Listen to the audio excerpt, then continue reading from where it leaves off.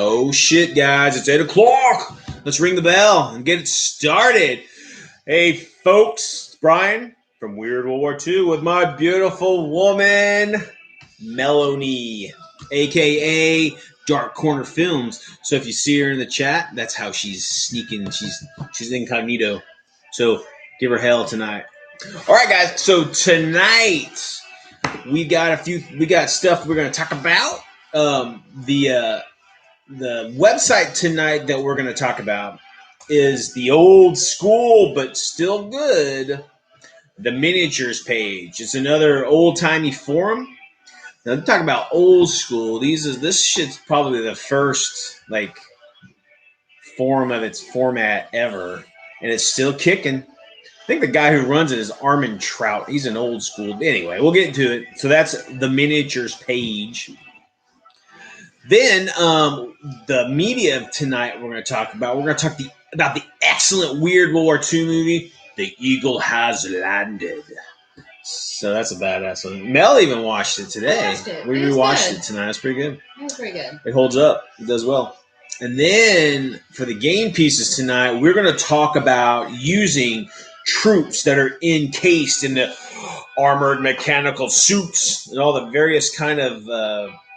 at least the shit that I got. So it's basically like your power armor troops. So, badass, super tough, can deflect shots, kick the shit out of you real hardcore. I still can't win with them. Well, maybe if you paint them, you can play with them. Damn. Okay. I'm in the middle of painting. Guys, she's painting up something badass. You should get it real quick. Show them the box. Check out what we got in the mail. So we went in and did our first Kickstarter, okay? And we just got the booty in, Sunday? Yeah. Sunday. So, is it Sunday? Yeah, Sunday. No. It was. FedEx came on Sunday. FedEx, it was so badass, FedEx stayed open on Sunday to Are y'all deliver. ready for this? Y'all gonna be chilling. Oh, shit. Look at that, guys. Hero Quest. Hero Quest. Deep inside another dimension, face battling barbarians and evil magic on a quest for adventure in a maze of monsters. This is Hero Quest, the fantasy adventure game where winning means mastering the arts of combat. I'll use my broadsword. And magic. Fire a brat. Discover traps and enemies. Uncover secret doors. Once you get into it, you'll never be the same. Hero Quest. Ew, it's reversed. It's on. Backwards. We're living it, but it's not backwards on yours. No, just on yours. Yep. Spooky. It came with at least 100 miniatures. I gotta paint But up. check that shit out. And this is we got the mythic level, which has all the shit. It has the original, the expansions, and then it has 3 extra expansions. And then we got one with a dragon, all sorts of crazy shit. Oh, it's upside down. Oh, look at all that booty. Tons of shit. But Mel's painting up all the figures in that bad boy. And we're going to play. We're going to do our family game night, our family game closet. Yeah. Play this bad boy. We do the campaign. It's going to be months. Yeah. Thank you, BBs. All right, guys. So, MW Troutburn. What's up, dude? Yeah. Okay, so is that Al? That's Al. What's up, man? Oh, and I have to give a nod to Al. Al is now a friend of the channel. He had sent us a bunch of characters from the Dust Tactics game. They were awesome. Freaking awesome. We got a couple Ruskies, and we got a couple Germans, and a flying Americana. Thank you, Al. I appreciate it. We'll make you a flag. You'll be on the battlefield, brother. Awesome. We appreciate it. And if any of you guys want to donate or whatever, feel free. Just shoot me a message, and we'll just hammer something out. I don't do Patreon, all that shit. I don't want your money. No. Money's tight. Even if you make a lot of it, it's already allocated. So you keep your money. But, if you want to donate some time or some shit you got laying around the house, talk to me about it. I also want to give dibs to my best friend, Jason Stone, a.k.a. Road Agent Leather. Jason he does a site of leatherworking, and he made me an epic dice tray. Leather dice tray. Okay. You can check this video out on. Go to probably do. Yeah, so we put a link of it down down below in the description. So take a gander at it. The link. But yeah, so Jason shows you how to do it. This is like a multimedia thing. It's got he used his 3D printer to like print out like a plastic version of my logo, and then he did like a press. He went press the damn thing, and he put my logo in it, and it's got little snaps so you can like have it flat in your book bag or your whatever. Put it between your pits, sneak it in. No, don't do that. No. I'll put it in my pits. You always gotta make things weird. This is Weird World War II. What do you expect? But yeah, Jay, thank you again, man. Love you, bro. Appreciate it.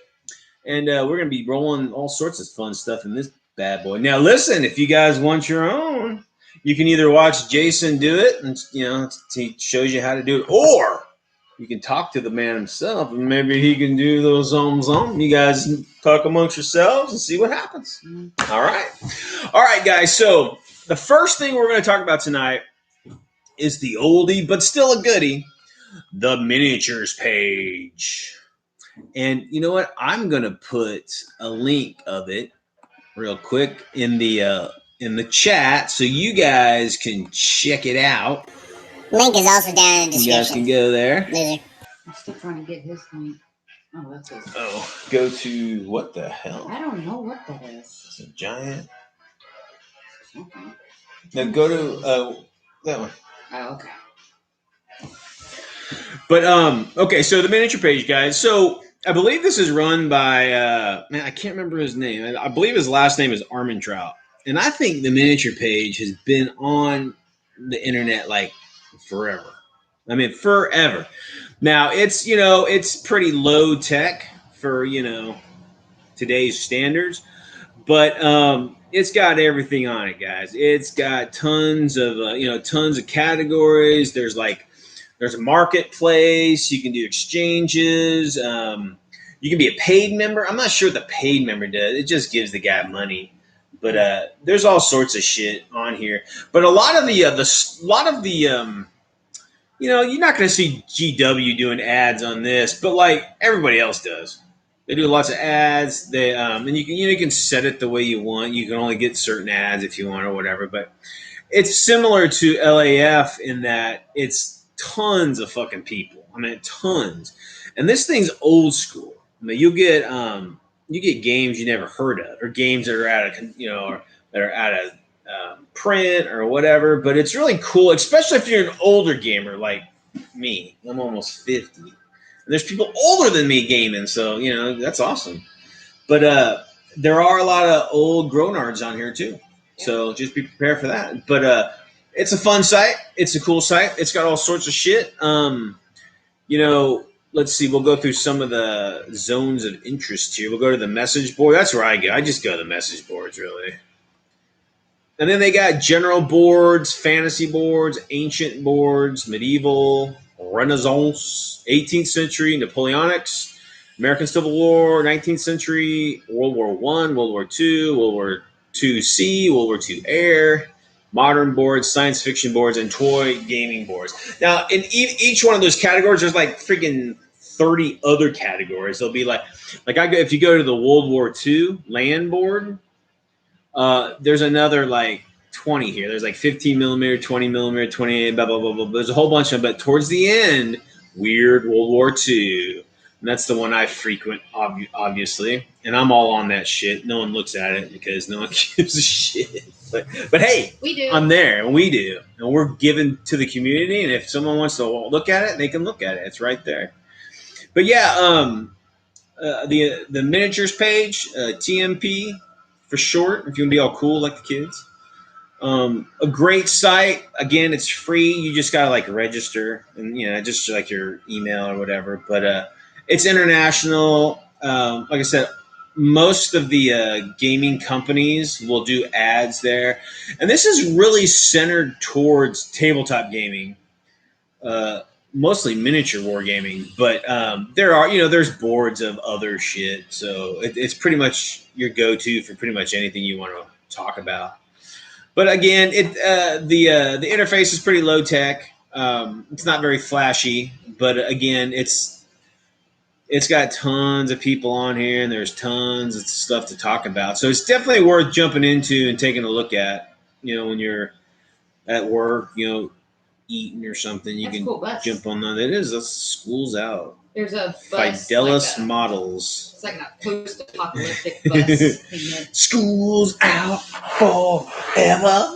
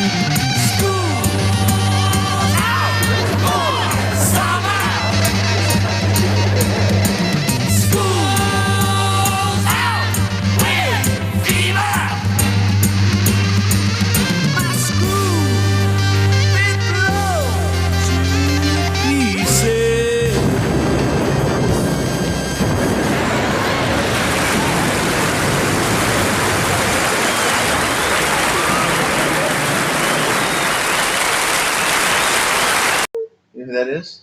You're fired. Fired! Anyway, I love her, guys. But yeah, so go check it out. The miniatures page, it's the miniaturespage.com is the website. All righty. So that's the website for tonight. Then what we were going to talk about? Oh, we were going to talk about the excellent Weird War movie. September 12, 1943. German paratroopers snatch Mussolini from his mountaintop prison in Italy.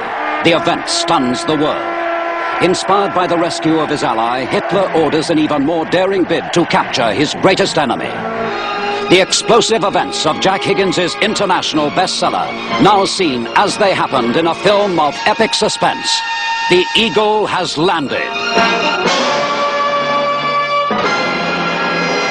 I want you to go to England for me. Colonel, I barely know you.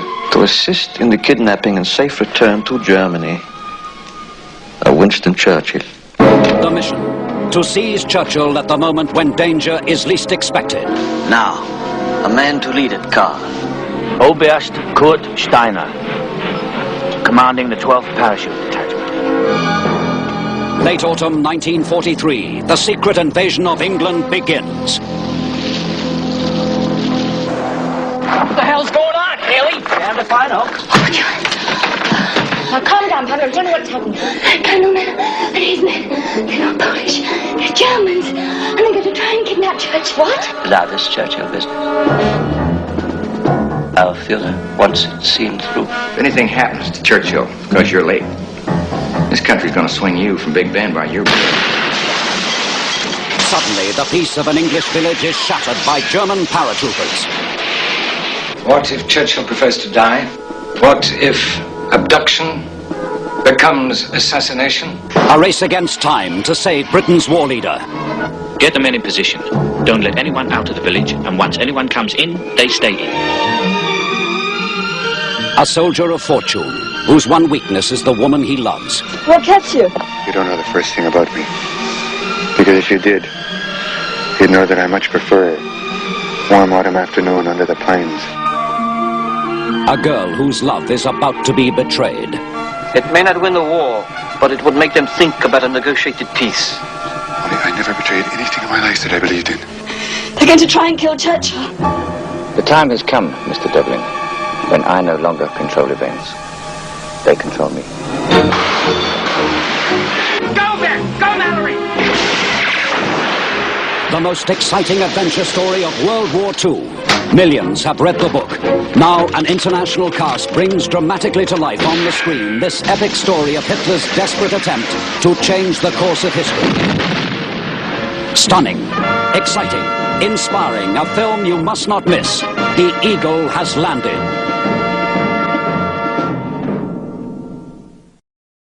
You know, it's funny because I say weird war, and a lot of people aren't going to agree with me, but it is because it never happened. Yeah. Never happened. The Eagle has landed. The story of elite German Fallschirmjägers. What is it? I can't think. I cannot speak. I do believe they had like. They're disguised as Polish paratroopers. Yeah. They come and they like pretend to be Poles, and yet their target is Churchill himself. But okay, so the premise. Okay, so this is a 1978, or actually 76 movie. Excuse me, by John Sturges, which is John Sturges is a badass motherfucker. He's done all sorts of kick-ass stuff, and I will tell you a couple of them right here because I'm pulling up his Wikipedia thing because my notes went out the door for some reason. Let's see, he did Ice Station Zebra, which is epic. That's an epic weird war, but not Weird World War II. It's more like the Cold War turns hot. That's a badass one. Hour of the Gun is kick-ass too. The Great Escape, one of the greatest World War II flicks ever. He did that one. Magnificent Seven, he did that one. The Old Man and the Sea, that's a good movie and a great book. Gunfight at the OK Corral, the 57 one, that's a good one. Bad Day at Black Rock, the original 1955 one, that's a badass one. And that's enough. So John Sturges is a prolific director, and he does a fantastic job with this movie as well. So the movie stars. Let's go through the stars here. We got Michael Caine as Schneider. I think it's what was it? Steiner, dumbass. Steiner, idiot. I think he plays Steiner. Yeah. Steiner. There's a lot of Steiners. A lot of Steiners in World War II movies, being the Iron Cross. The Hans. The Huns. But Peckinpah is epic. The Iron Cross. Cross of Iron, moron. Yeah, damn, you're stupid. No, what the fuck? I forgot. Yeah, the Iron Cross. Anyway. But yeah, he plays as Kurt Steiner. And everybody, man, Michael Caine is badass. Now, his German accent's for shit, but, whatever. Where's that adult baby? Who's that adult baby? Donald Sutherland. Yo, guys. Awesome actor. He looks like an adult baby. Okay, so, we're prolific Mystery Science Theater 3000 fans, right? Mm-hmm. And Riff Tracks fans. And they did a riff track of Puma Man. No, MST episode of Puma Man. MST. And Donald Sutherland's in that. And not Donald. No, not Donald. Donald Pleasance, excuse me. Donald Pleasance in that. And they call him an old baby. It's basically an old baby. Old baby. Because he's always bald and he's kind of baby. Anyway, so that's what we call him, a nickname. But Donald Sutherland is in this. So this is his younger age when he's all skinny, kind of gangly. He's always He's an ugly bastard, but he's a great actor. He does a really good job of that. Robert Duvall's in this. But he did have a good-looking kid. Yeah. Oh. Kiefer Sutherland. Yeah, he's pretty cool. Some of his stuff is pretty good.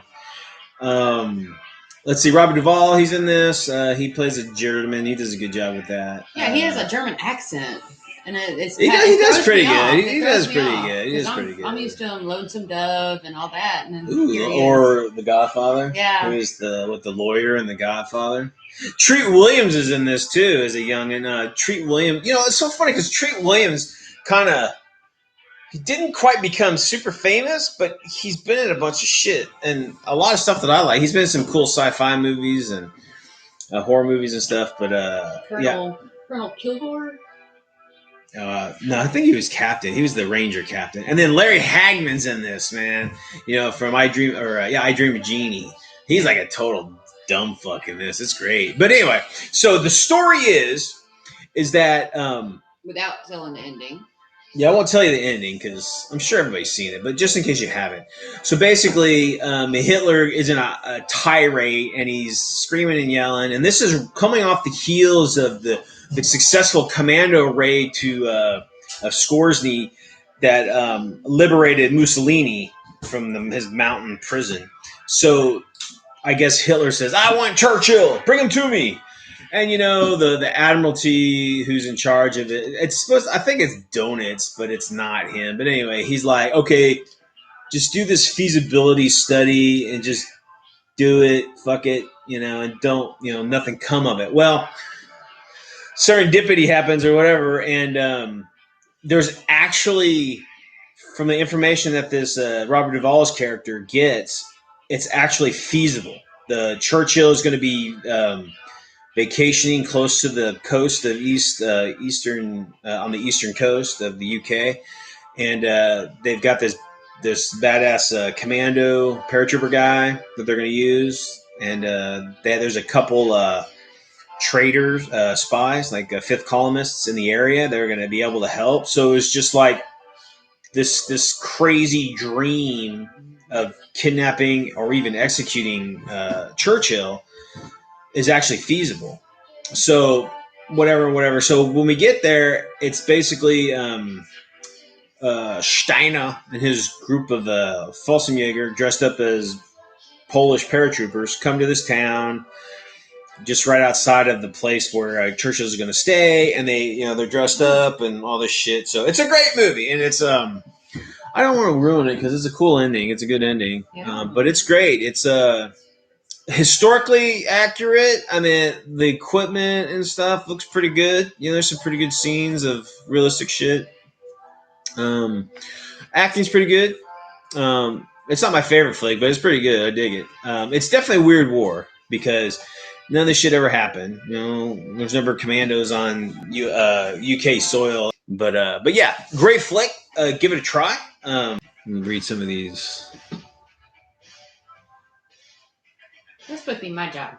Oh, I'm just reading because you're not telling me. Yeah, Trout Bum said he's possibly going to order one from. Oh yeah, talk to Jay. Trout Bum is Al. Oh, okay. Call him Al. Just my friend Al in that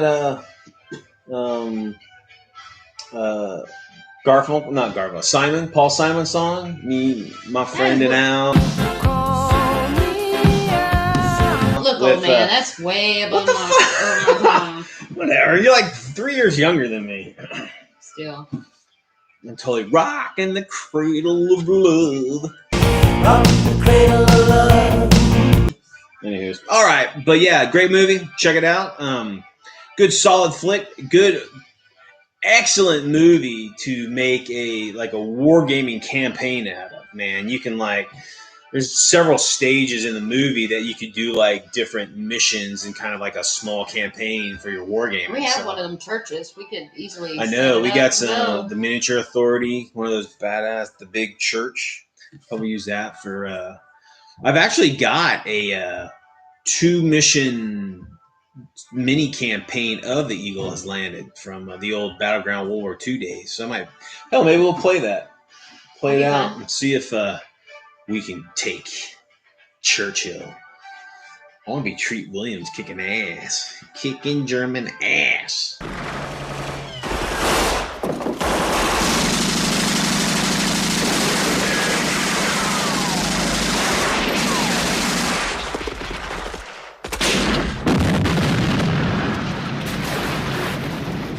I'll be the adult baby.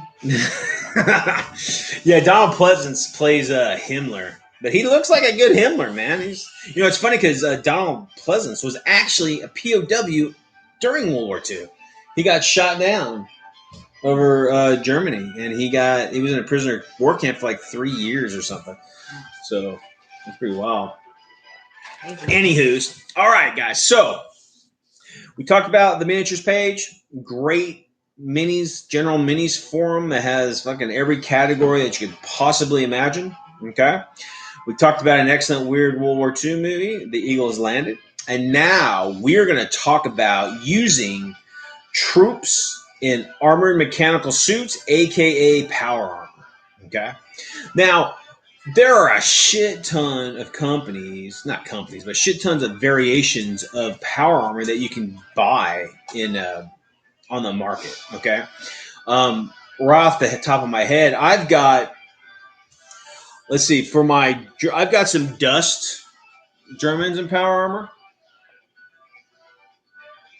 These are cool. They're not my favorite, but Dust has they got Germans. They're a little chunky. They're little chubby. They got Brian thighs on there. Look at that big old thigh. I told him earlier they're probably ex-cops.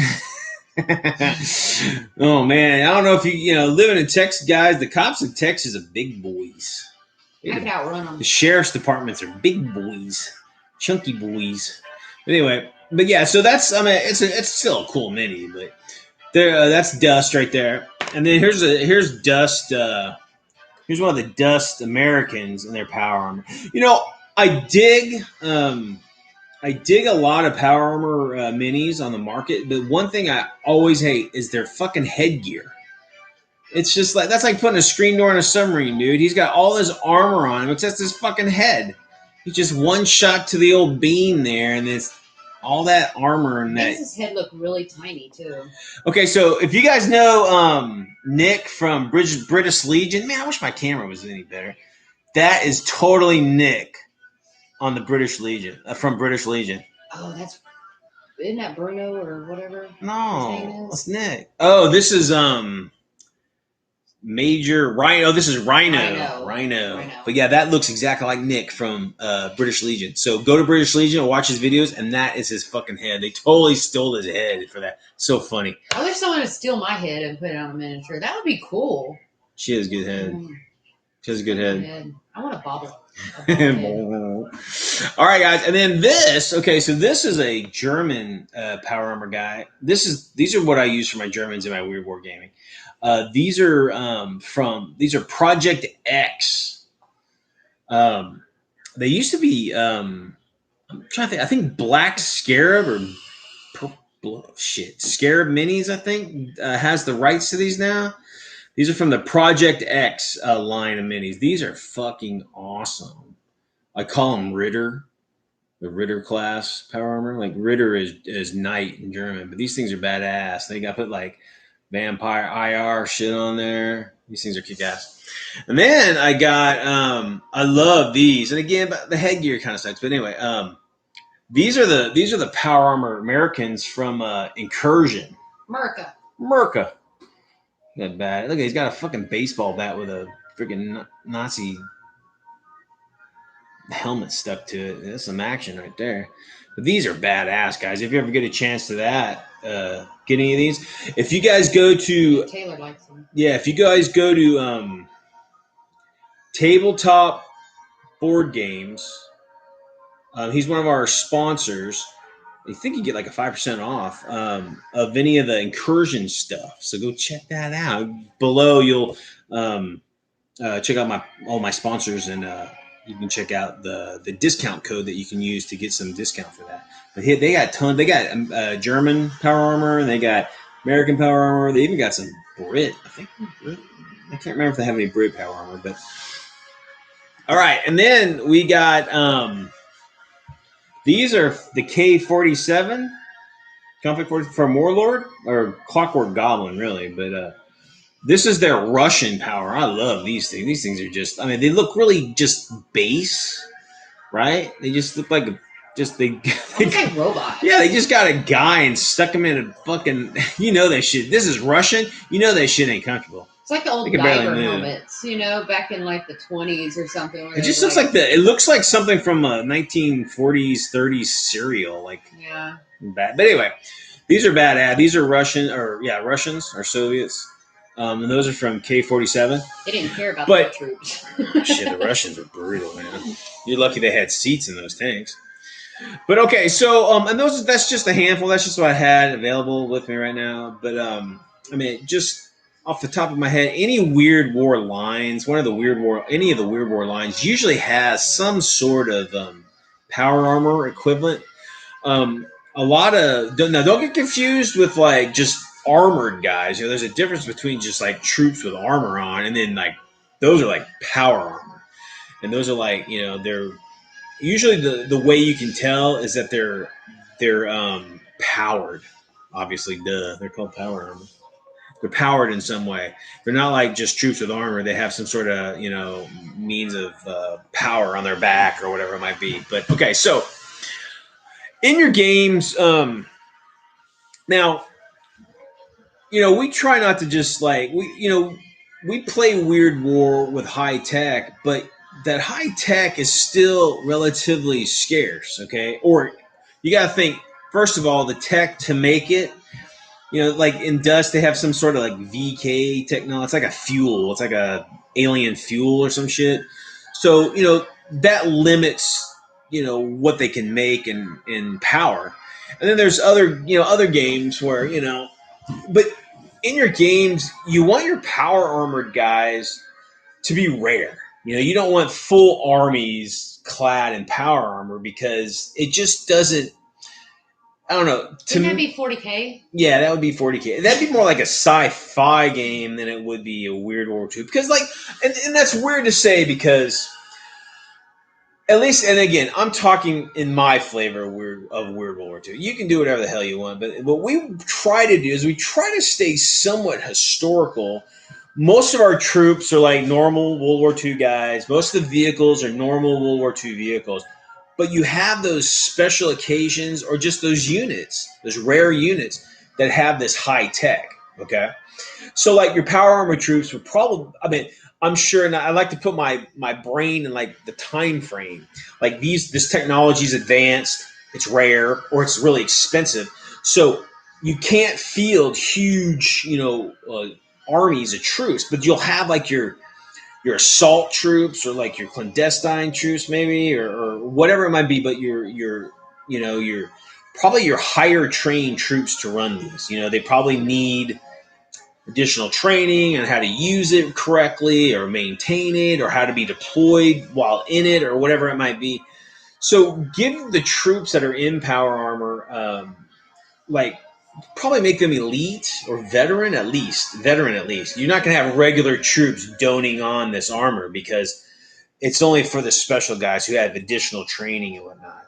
And plus, I'm sure they're scarce, so you're not going to see them on the battlefield all the time because, you know, there's just not that many. So you might keep those for special missions that need, like, you know, this heavy armor or whatnot. Or you can just go fucking crazy and just everybody has power armor. So fuck it, you know, do whatever you want. Okay, so in the game, so again, try to make them limited to a degree. Make the men inside them, you know, veteran or higher, you know, highly trained. Now, because they're powered, they can carry weaponry that normal troops can't carry, obviously. Okay, so you'd have, you know, probably like heavy machine guns, you know, with big old hoppers on them, or, you know, like arms with rocket launchers or, with big flamethrowers. So you can put like support weapons on these guys as just their basic kit. So like, perfect example, let's say the incursion ones, the American ones, they've got like a 30 caliber, like a short barrel 30 caliber stuck to the bottom of their arm.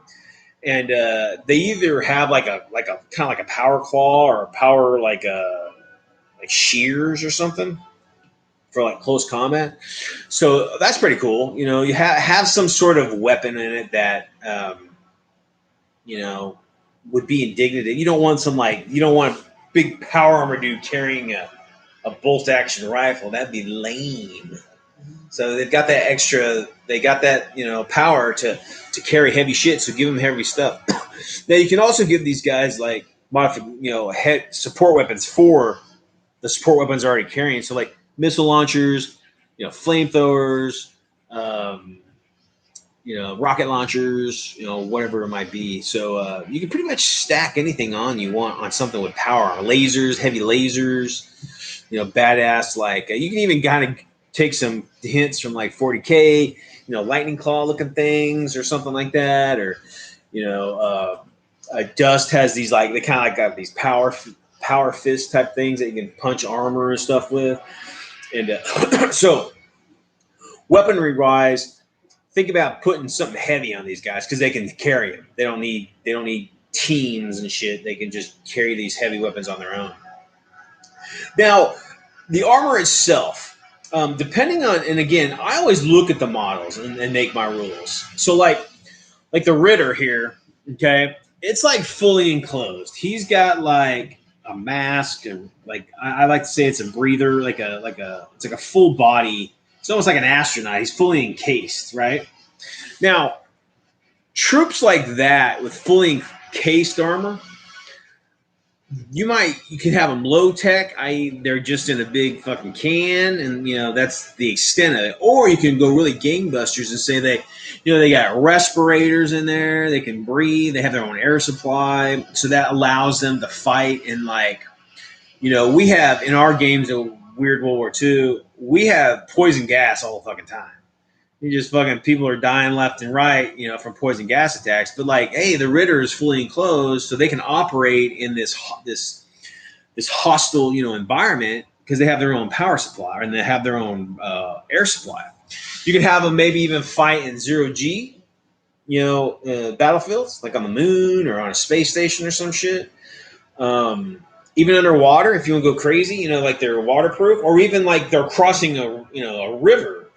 That's to the extent of them just crossing a water hazard, they can do so because they've got their own, breathing, and then they're waterproof or whatever.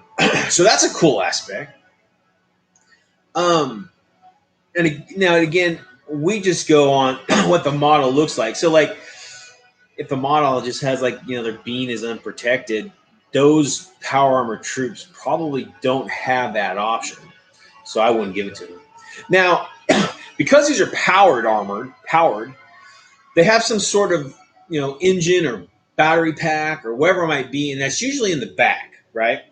So in our rules, whenever these kind of troops receive fire from the rear, now the fire might not penetrate the armor, but it could destroy the power supply, or it could like damage it, and like maybe the suit starts to smoke or it catches on fire or whatever. So, again, it depends on how complex you guys want to make your rules. But we put some sort of possibility if they're taking fire from the rear that their quote unquote engine or power supply is fouled. And although the armor hasn't been penetrated, they're kind of stuck. Now, if you're in this super heavy suit of armor that needs power to keep you moving, and then your power supply is gone, you're just standing there. I doubt you would be able to move because you just don't have the physical force to do so, because that's why you needed that extra help with the power supply. So those troops can they can just be stuck in place. They can't move their weapon. They can't, lift their arm up to shoot. They just become, like statues. And that's kind of a cool concept to think about. Like, the battlefield is turned, the battle is turned and your troops are overtaking, the enemy positions. And there's a couple of these power suit guys that are just standing there or just laying on the ground and they're alive. And you're like, boom, look at that. We can capture that dude easy. We just get that can opener, pull him out. Or you can have like, quote unquote, like a tech marine kind of thing, like from 40K. You can have like mechanics out on the field that can go and repair these suits, in game, almost like a medic. He wouldn't be repairing the person, but he'd be repairing the suit. Now, also because they've got this power supply, you can also put all sorts of shit on. You can put like jet packs or jump packs.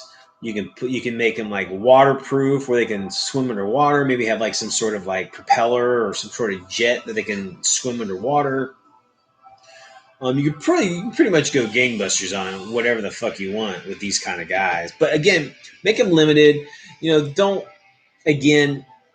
They can't carry everything and anything. I mean, it's just I look at the model, make a realistic judgment of what can be on it, what is on it, what's modeled on it, and then just make rules up for that.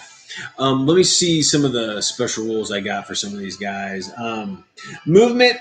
With their movement, well, first, let's go to the users. Okay, so more than likely, if we stay within a World War II kind of time frame, you're only going to have your major belligerents are going to be able to field these. So you're talking the United States, and you're talking, the UK, and you're talking the Soviets and the Germans, maybe even the Japanese. You're not going to see like, the Indian Army unless they're being, given to them by, the Brits through the, Commonwealth kind of thing. You're not going to see Italians using it probably. Not to say that you can't, but those economies aren't big enough, I would think, to produce this high tech.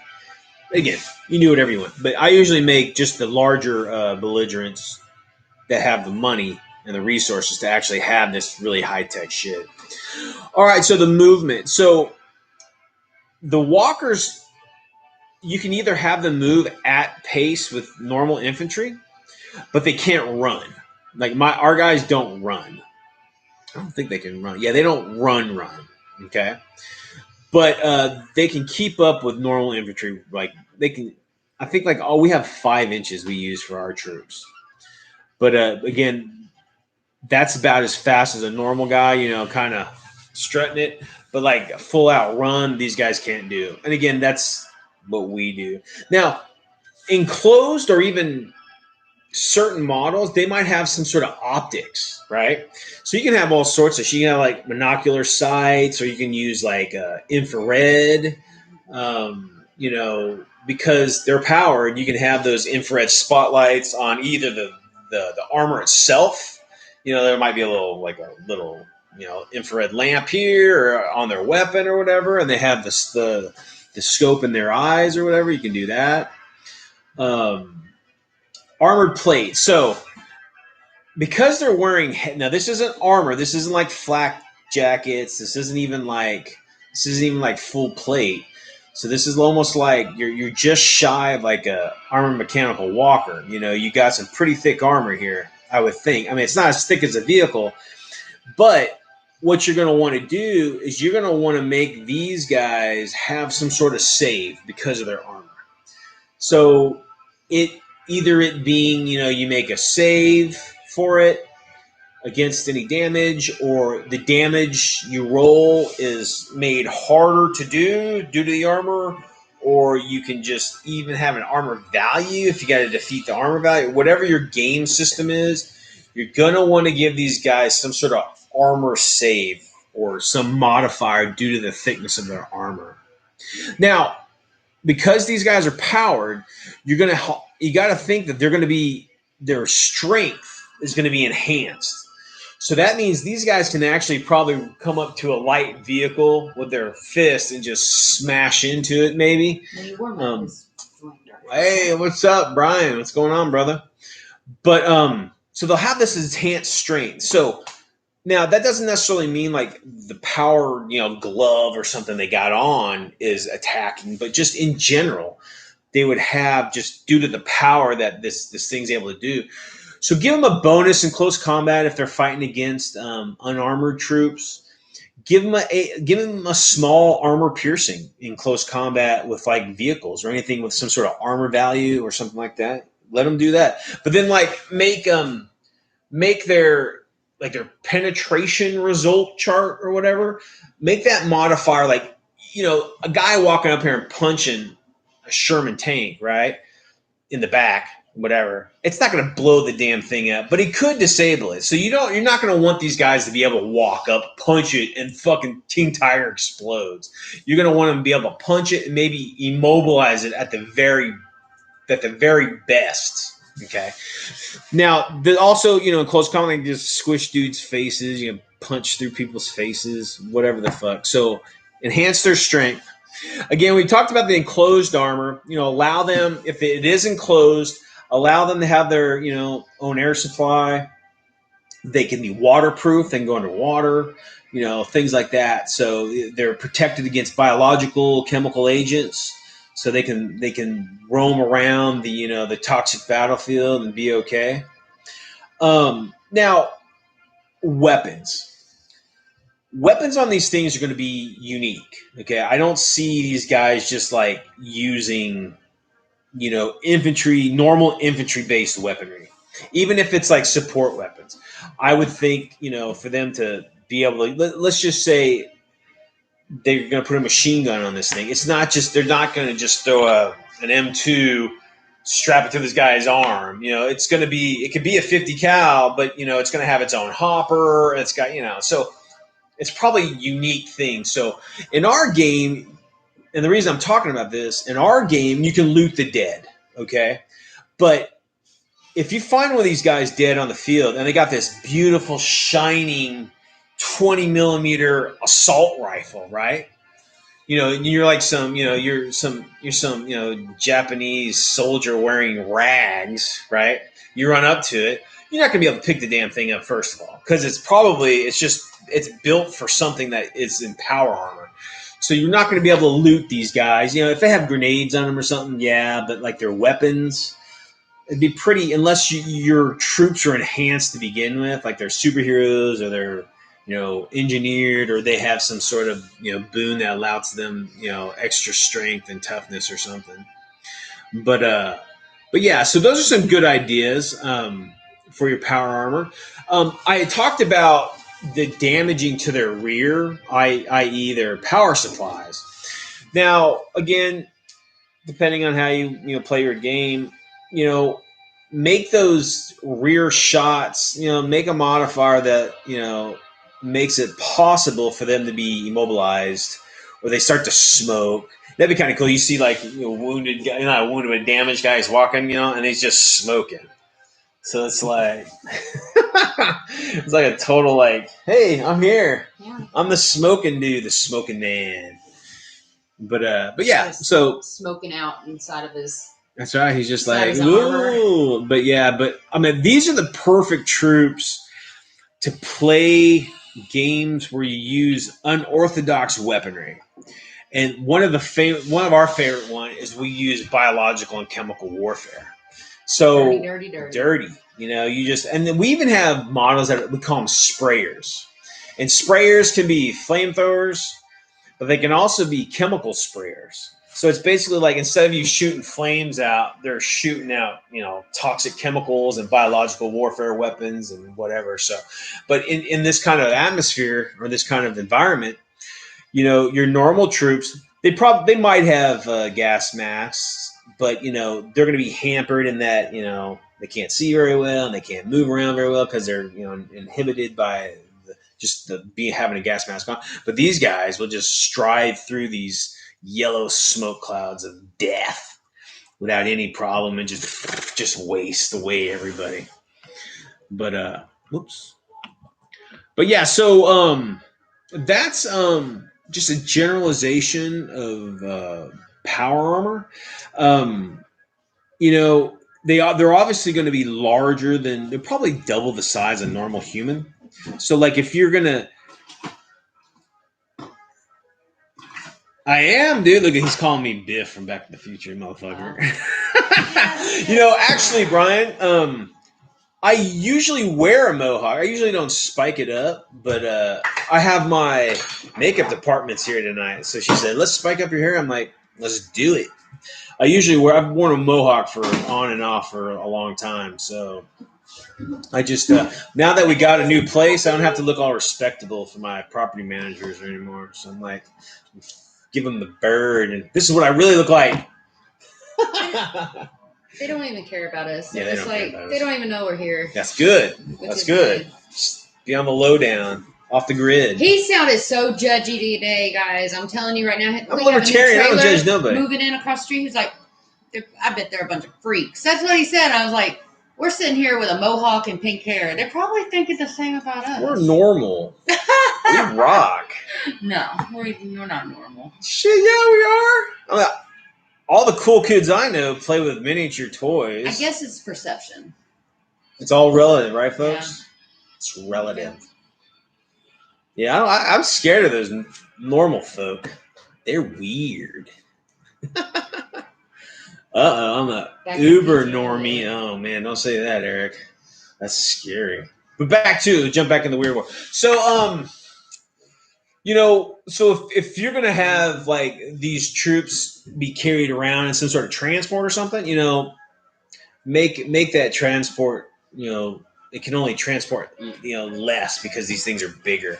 And hell, they might even be too big for some, you know, maybe trucks. Because it's 2.5 ton truck, you know, if you want to go that crazy, because I get kind of crazy. Like when we play games like a bridge, I look at that bridge and I'm like, how many tons do you think that bridge can fit?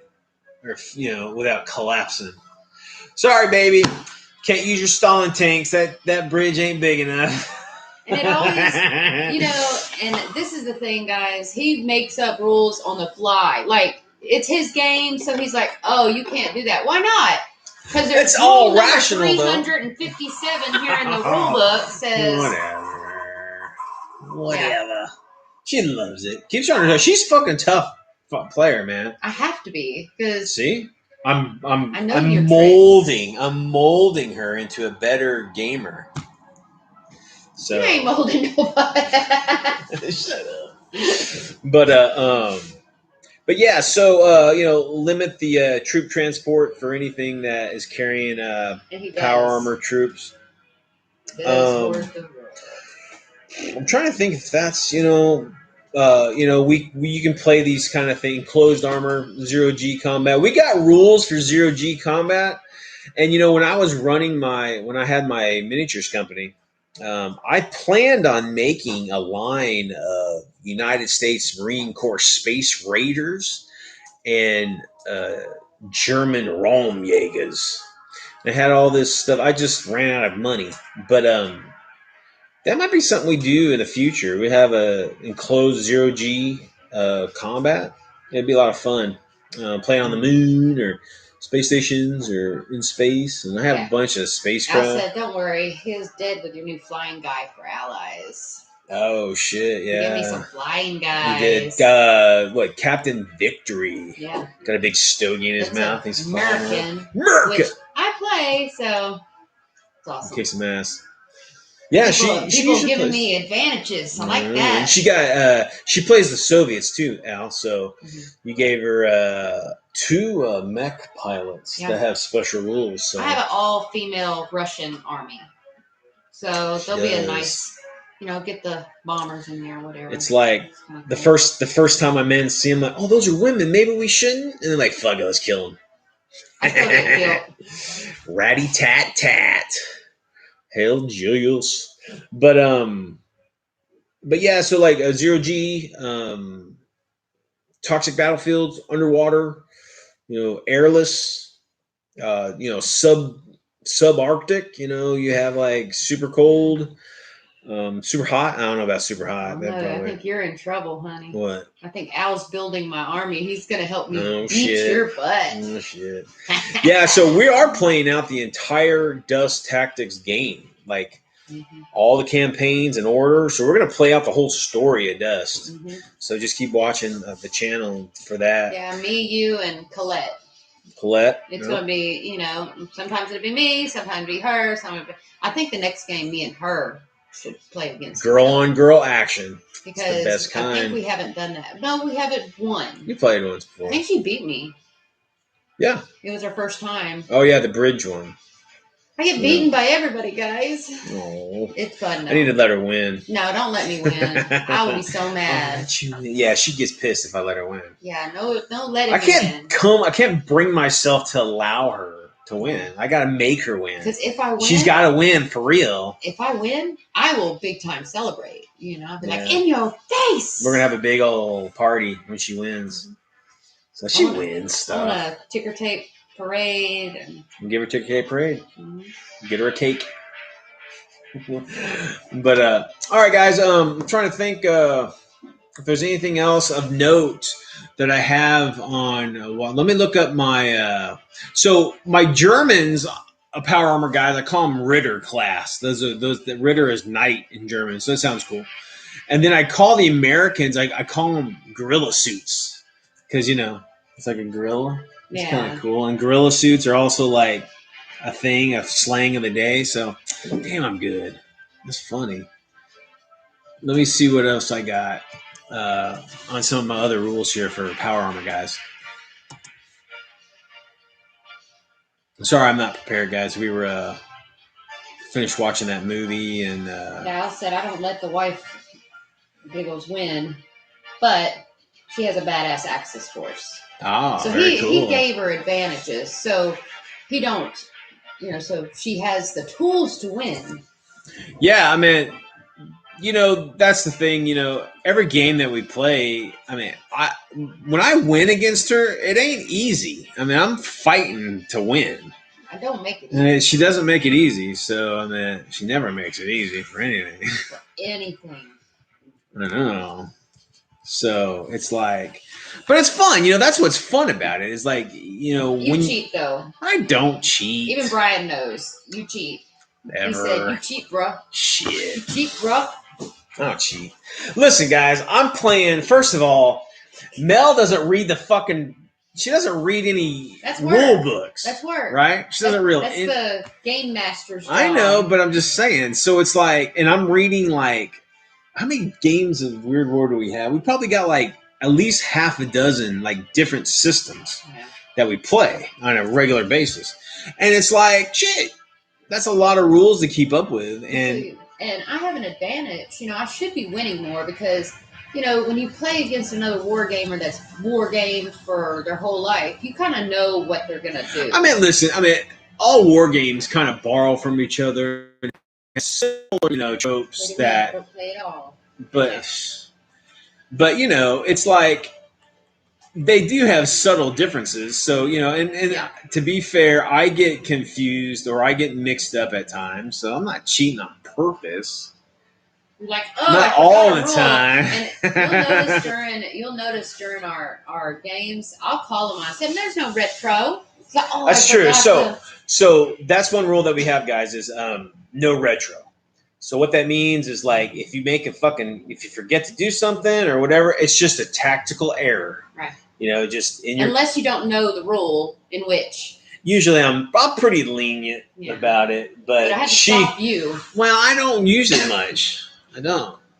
These guys I play with, we have a gaming group that I play with, and they're all a bit older. You bust out rules like a VH1 pop-up bubble chat cloud. Like, I'm right. Oh, by the way.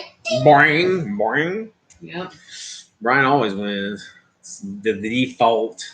Yeah. But, yeah, I think that's about all the notes I have for Power Armor Troops. So, if you guys have any questions, hit me. If you have any questions for Mel? Make them uncomfortable, y'all. Make them uncomfortable. About the laid back dude you guys will ever fucking know. He is laid back. I'll give him that. I get emotional. I get like animated, but I'm not a jealous guy. I don't shit. No. You are a horrible winner, though. If y'all noticed during our video, a horrible winner. I enjoy winning. He's like, what the fuck? Hello. Hello. Oh, cat. Everybody, butthole. Butthole. World. Come here. If you guys have cats, you know that shit's. You just jump up there to show the world their butthole. But all right, guys. Check this out. Check that shit out. Can y'all see the Look writing at that. here? If you guys want to know how to make this, check out Jason's video. Taylor says TikTok is owned by China. Stay away. Damn China. China owns everything. I don't give a shit. I thought Disney owned TikTok. I mean, that would make Disney sense. owns China. Oh. Okay. No, not quite. They're probably maneuvering for that buyout. But anyway. Ooh, I forgot my coffee. But oh shit. All right, guys. Well, unless you guys have any questions, it's always a blast talking to you guys. Mm-hmm. You know, again, if you guys want one, talk to Road Agent Leather. He's in the chat, and he's got his own channel. He shows how to make a leatherworking and stuff, or you can contact him and maybe his own shop, I think. If you're nice to him and send him certain kind of pictures, he might hook you up. Really? And you had to make it weird. It's weird World War II. But other than that, I think we covered it all. Go check out the miniatures page. It's an old interface. It looks kind of shitty, but it's a fantastic forum. Tons of people on it. Tons of ideas, battle reports, painting tutorials, discussions. It's all there. It's like the Let Adventure forum, but it's been around a bit older. A lot of older players are on that. So if you're an older player, whatever, if you're a stingy old grownod like me, go check them out. The epic Weird War movie, The Eagle Has Landed, action-packed, tons of stars in it, great flick. It's a perfect game to ape on your battlefield to do this, like a small, campaign. So go check that out. And y'all check out each other's channels too. Yeah, be sure to because I know Mini Warmut, he does a lot of Brian Mini Warmut last night did he popped his cherry on the live YouTube. Congratulations, my friend. You're a big boy now. You've done the live feed. That's awesome. I hope to see it again. Oh, and Brian, I gleaned some shit from Brian's show, is that the miniature market is miniature market? Yeah, miniature market is having a fucking huge sale right now. Like 90% off a bunch of stuff. So swing over to the miniature. I think it's miniature market. Yeah, man, my brain is fried. I know E.S. Taylor. He also does some. Miniature market. Yeah, E.S. Taylor does. Yeah, Eric. E.S. Taylor. He's a Pulp Alley freak. He's a huge fan of Pulp Alley. He's got some pretty cool stuff. He's got some larger projects going on, so you guys can go check that out. Yeah. Now, does Al have a channel? Al, I went to your channel the other day. You don't have anything up there, dude. You just got some videos of some cute girl playing Crash Bandicoot. Oh, okay. I do go to all you guys' channels, so everybody who participates, especially friends of the channel. I go to your sites and I look through your stuff. Al said him and his wife need to make a vacation to Texas so he can come game. Oh, hell yeah. Look, guys, if you're any of you guys in the area, Central Texas, drop me a line. We'll try to get together and play a game or some shit. Don't be weird, though, okay? Don't be, stalking us and shit. You would like it. I don't give a shit. You don't I care. can take you. But anywho. It's great. Okay, we're rambling. I know. I love it. But, that's one fun thing about live chat. I wish you guys can interact with us. But... Al has a question. He says, so now that Dust is done, although there is a lot of Dust stuff out there still, guys, do you recommend a game similar, please? Dust is unique in that its original incarnation is a board game. I mean, disguised as a miniature game. It plays like a board game. It's real fast. You don't need a whole lot to play it. I would say Achtung Cthulhu. But... Weird War. I mean, Achtung Cthulhu. Love the minis, love the background and the story and stuff. Do not like the rules. Whew. They are the use your own rules. yeah, the dystopian. They use the dystopian Legion mechanics, and I just it's rough. you know, guys, I'm a game designer. I've played 100 different games, and without problem. It's just there's something about that rule book and just the mechanics that just and the dice. Yeah, Jesus. it's like a war. It's like a 40K where you got a shit ton of dice. You're rolling tons of different colored dice, do certain things. It's just an unneeded mechanic that bogs things down. Yeah, he says he plays 1947 too. Yeah, so the newer incarnation of Dust is more a traditional war game. Now you can play with grid or not gridded, but it's still kind of board game-ish in that it's very simplistic. But Dust is a great, just because it's defunct, people who play it or are interested in it get it. I mean, it might be a little pricier now because it's going to be rarer to get, but it's all out there. I mean, and if you're interested, it doesn't take much to play it. So you could have like 5 different units. And that's all you'll ever need in a game. You don't absolutely have to have the miniatures. That's true. Miniatures. You can use your own miniatures and just get the rule book. That's true. You can if you just play the rule. They sell the rule books individually, and all that shit's still out. It's still floating around. A lot of people, it's so weird because a lot of gamers, because it's no longer supported, they're done with it. They want to sell it off, get rid of it, whatever. We're not like that. They're a little mad. I guess. Yeah, they might be a little sour about what happened, but that's business. It happens. I know Paulo's a great guy, and he got stuck overseas, during pandemic. He lives in China, guys, and we were kind of worried about him actually. Yeah, he lives in China, and he was abroad when China closed the damn borders because of the pandemic, and he was working remote, in a different country for 6-7 months. So, and that's away from his family and shit. So it was a lot of external forces that brought Dust down. So, but it's still a great game. I mean, it's a fun game. I mean, the guys have STLs for Dust. Well, there's been a lot of conversation on the Dust forums and stuff about. God, it gets heated, y'all. I mean, there's some angry ass nerds out there. Yeah, there's some upset nerds about the Dust situation, but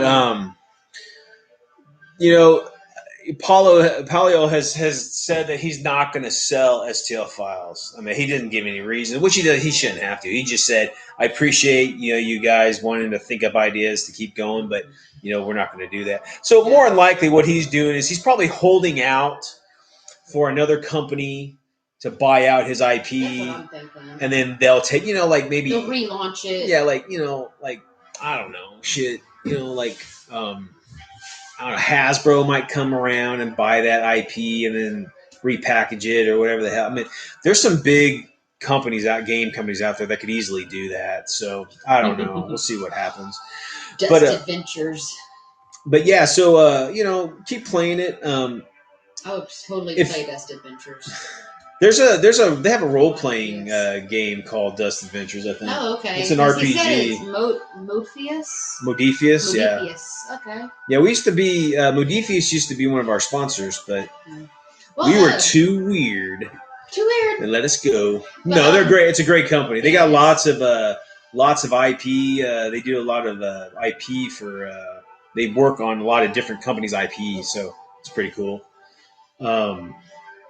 They have a lot of cool lines.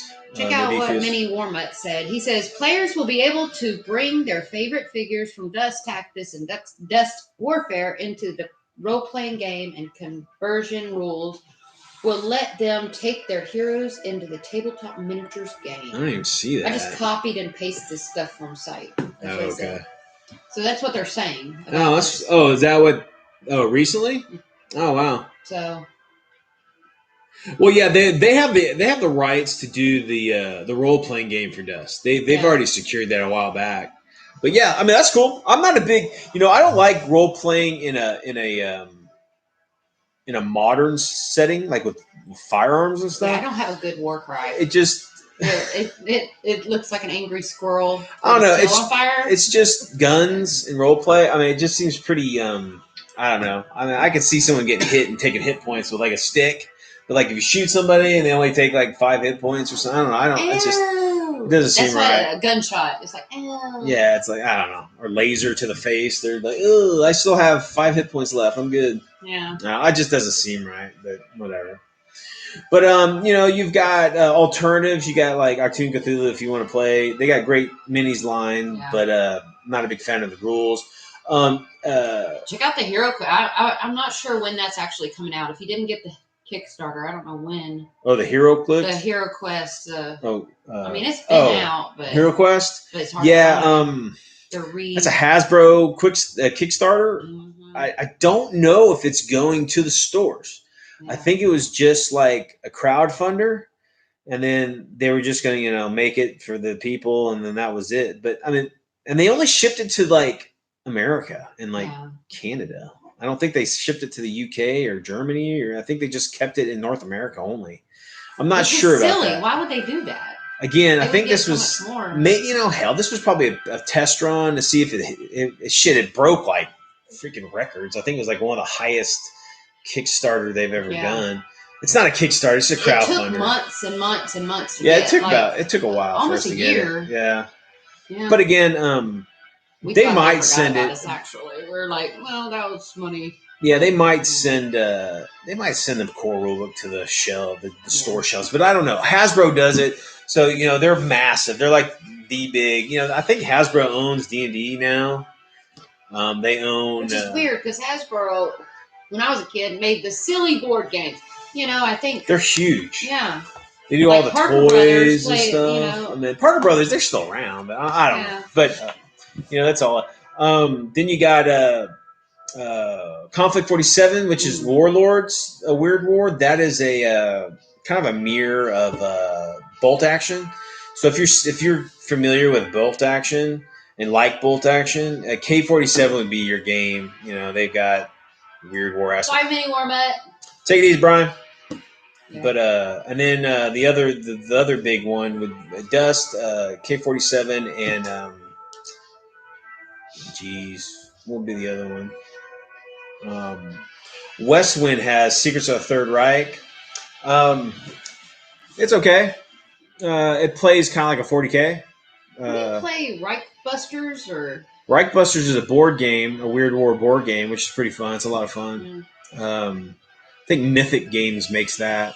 I missed out on that crowdfunder. I wanted to do that, but we already had our money into Hero Quest, and we didn't want to put too much money everywhere. So, all right, guys, it's getting long in. We're already hour 20. We're close to hour 20, and we're kind of rambling, but we'll get silly with y'all. All right, it was great talking to everybody. It was good. Brian, good to see you. Eric, great to talk to you. Yeah. Jason, love you, brother. Al, again, thanks for all the great stuff. And thank you for the dice tray. It's so yes, wonderful. Jason, We're going to use it in our next game. Dude. We're going to totally use it all the time. But who else did we have on there? Eric, Brian, Jason, Al. I think we got everybody. Yeah, I think so. Well, let me make sure because I don't want no, we don't leave anybody behind. I don't want no mad people at me. I'm a nice person. I don't like. Yeah, she'll twist and turn all night. Someone doesn't like me. Why don't they like me? I don't. All right, guys. All right. We good? Bye, guys. Yeah. All right, man. Again, thanks again. We'll see you next week for next week's Weird War. I'm not sure what we're going to do, but whatever we do, it'll be weird. That's for sure. Yeah. Check us. I think we're going to try to do a battle report tomorrow, maybe. Tomorrow. It'll take you a little bit to get it on, but. Yeah, I'm not sure. Hopefully we'll have a battle report this week sometime, but. I'm off tomorrow. We can do it tomorrow night, and then you can get it out there. We'll try to get something out this week. If you guys are in Central Texas, Millennium Con is going on. Yeah. So Round Rock, Texas, Millennium Con, the best miniature game. You're going to be there Sunday, I'm going to go up there. If you're in the area, I'm going to be up there Sunday at their flea market. I was going to host some games, but some things came up and we weren't able to do it. But I'm going to swing by there real quick, see what they got, and then head out. But might see me. I'll be the big fat guy with a mohawk and the Weird War shirt, so can't miss it. Can't miss them, y'all. Can't miss me. I will, unfortunately, not be there. She's working. Because I am working, so. All right. Hey, Tell buy me everybody. something pretty. I'll do it. I got it. All right, guys. Whatever you do, keep it weird. See ya. Bye, guys.